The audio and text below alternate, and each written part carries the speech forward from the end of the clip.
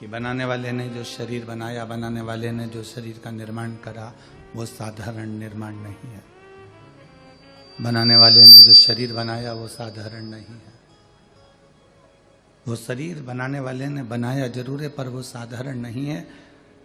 पसीना निकल रहा है, पर उन रोम छिद्रों से पानी अंदर नहीं जा रहा।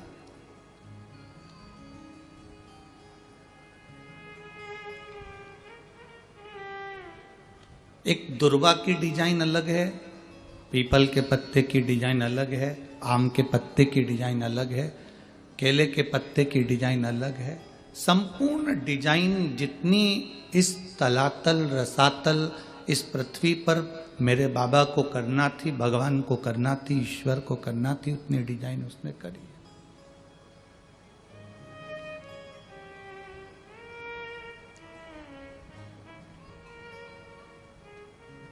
एक बार जिसको जन्म दे देता है, उसकी वैरायटी का, उसकी डिजाइन का दूसरा पैदा ही नहीं करता है। माता के गर्भ से भी 4 बच्चे जन्म लेते हैं, 5 बच्चे जन्म लेते हैं, तो एक जो जन्म ले लेता है उसकी डिजाइन का दूसरा पैदा नहीं होता। आप रंगोली बना बना कर थक जाओगे, आखिरी में तुम्हारी वही रंगोली वापिस आ जाएगी जो रंगोली तुमने पहले बनाई है। जिस रंगोली का निर्माण तुमने पहले करा है, वही रंगोली तुम्हारे सामने आ जाएगी। फिर वापिस तुम वही रंगोली बना लोगे, वापिस वही की वही रंगोली। कोई कपड़ा बनाया है, वो कपड़े की डिजाइन वापिस पलट कर आ जाएगी। कोई हार बनाया है, वो हार की डिजाइन, पुरानी डिजाइन वापिस नहीं आ जाएगी, नई वापिस पुरानी हो जाएगी।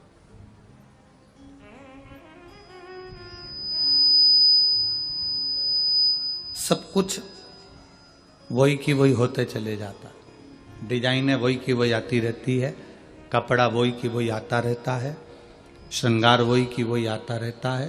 केवल एक परमात्मा जो डिजाइन बनाता है, उसके डिजाइन का तुम 100 साल पहले का भी निकाल कर देख लेना, आज तक वो डिजाइन का पैदा ही नहीं हुआ। जो एक बार डिजाइन बनाई, उस डिजाइन के बाद में दूसरी डिजाइन नहीं बनाई।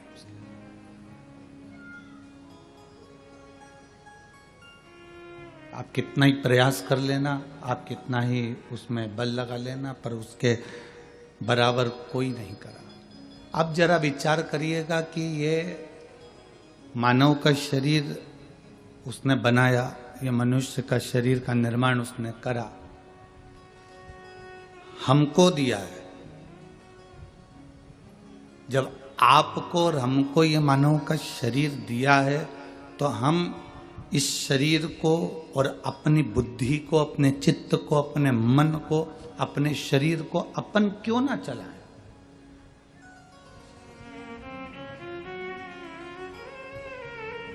आप में से कितने लोग हैं पार्किंग में गाड़ी ने छोड़ा और छोड़ने के बाद तुम कथा के पंडाल तक किसी के कंधे पर आए या किसी की गोदी में बैठ कर आए?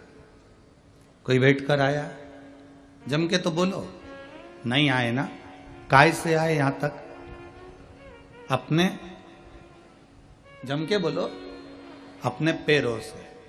जब अपने पैरों से हम मंजिल तक पहुंचते हैं, अपने पैरों से चलकर हम मंदिर तक पहुंचते हैं, अपने पैरों से चलकर हम बाजार तक पहुंचते हैं, अपने पैरों से चलकर हम गुरुद्वारे तक पहुंचते हैं, अपने पैरों से चलकर हम गुरु की चौखट तक पहुंचते हैं, अपने पैरों से चलकर हम तीर्थ तक पहुंचते हैं, तो फिर गैरों के कहने पर हम मंदिर जाना क्यों छोड़ देते हैं?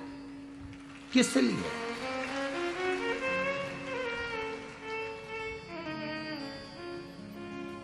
अपने पैरों के बल पर हम मंदिर जा रहे हैं, अपने पैरों के बल पर हम तीर्थ जा रहे हैं, अपने पैरों के बल पर हम कथा में जा रहे हैं, अपने पैरों के बल पर हम सत्संग में, गुरुद्वारा, संगत में जा रहे हैं।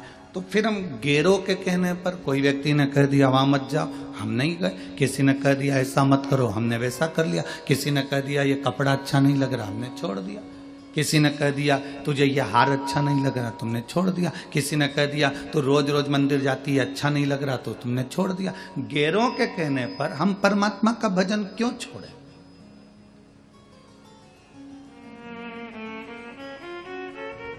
गैरों के कहने पर हम सत्संग क्यों छोड़े? गैरों के कहने पर हम भगवान का स्मरण क्यों छोड़े? गैरों के कहने पर हम कीर्तन क्यों छोड़े? किस लिए? क्या कारण है कि हम, कोई व्यक्ति कहता है और अपने भाई से बैर ले लेते हैं, कोई कहता है और हम अपने अन्य जनों से बैर ले लेते हैं? नहीं, अपने पैरों पर हमको चलना है तो अपना विल पावर, अपने हृदय को मजबूत रखना है। हमें दूसरे के बल पर नहीं चलना।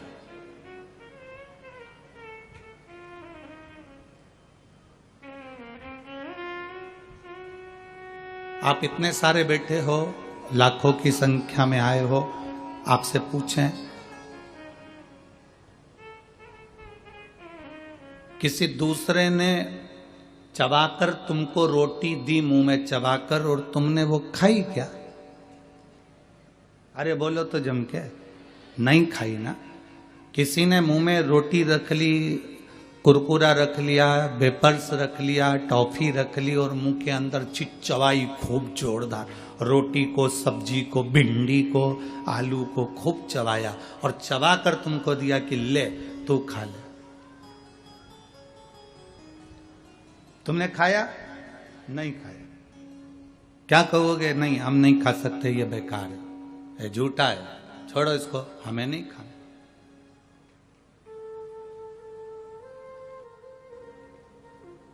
हम अपनी रोटी स्वयं चबाएं, हम अपनी रोटी स्वयं खाएं, हम अपने हाथ से जो रोटी खाएंगे और मुंह से चबाएंगे दांतों से, वो हमको सुख प्रदान करेगी, हमें आनंद की अनुभूति देगी।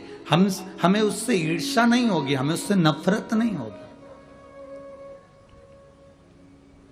आज का व्यक्ति ऐसी जिंदगी जी रहा है कि उसने जो करा वो मुझे करना है, उसने ऐसा करा तो मुझे करना है, उसने वैसा करा तो मुझे करना है, उसने सोने की पाटली बनवाई मुझे बनवाना है, उसने प्लाट लिया मुझे लेना है, उसने जमीन ली मुझे लेना है, उसने गाड़ी ली मुझे लेना है। भले वो कर्जे में लदालूम होता चले जा रहा है, पर ये विचार करता है कि मुझे भी वैसा करना है। नहीं, अपनी रोटी अपने को खाना है, अपनी रोटी अपने को चबाना है, अपनी रोटी अपने को कमाना है, और उसमें हमें ईर्ष्या नहीं। भले हमारा छोटा सा व्यापार हो, पर हमें दूसरे के देखकर अपने व्यापार की होड़ नहीं करना। हमारा छोटा सा काम हो, पर हमें दूसरे को देखकर नहीं चलना। हमारा अपना हमें देखकर चलना है कि मेरा ये श्रेष्ठ है, मुझे ये कर्म करना है, मुझे ये कर्म धारण करना है। हम दूसरे के आश्रित होकर जीने का प्रयास कर रहे हैं।